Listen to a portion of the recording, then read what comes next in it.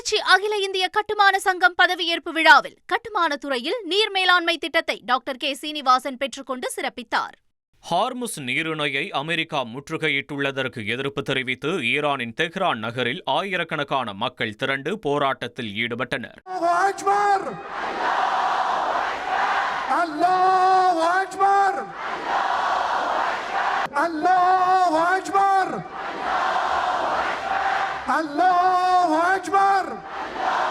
அமெரிக்க அதிபர் டிரம்பின் எச்சரிக்கைகள் வெறும் வெற்று முழக்கங்கள் என தெரிவித்த போராட்டக்காரர்கள் தங்களுக்கு அச்சம் இல்லை என உறுதிப்பட தெரிவித்தனர். பாகிஸ்தானில் நடைபெற்ற அமைதி பேச்சுவார்த்தை தோல்வியடைந்ததை தொடர்ந்து ஈரான் துறைமுகங்களிலிருந்து வெளியேறும் கப்பல்களை தடுக்கும் பணியை அமெரிக்க ராணுவம் தொடங்கியுள்ளது. இதனால் வளைகுடா நாடுகளில் போர் பதற்றம் அதிகரித்துள்ள நிலையில் பாகிஸ்தான் பிரதமர் ஷபாஸ் ஷெரீப் அமைதி முயற்சிகளை தொடர்ந்து வருகிறார். இருப்பினும் ஹார்முஸ் நீரிணை விவகாரத்தால் சர்வதேச அளவில் எண்ணெய் விலை உயரும் அபாயம் ஏற்பட்டுள்ளது.